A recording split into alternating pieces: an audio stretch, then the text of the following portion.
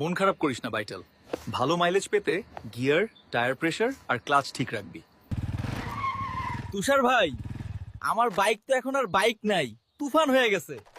তেল তো খাই না, 1 লিটারে শিওর 70 কিলোমিটার যায়। 70 নাকি সবটাই তোর মনের সান্ত্বনা? ভাইটাল, আন্দাজে ঢিল মারিস না।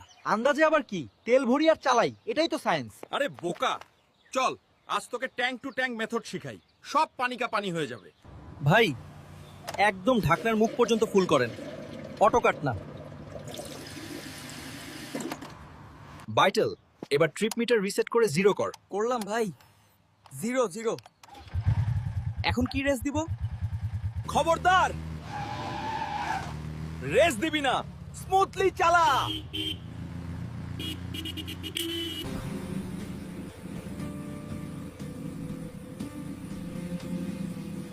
তুষার ভাই, শর্ট কিলোমিটার চালাইছি, তেল লাগলো 1.5 লিটার।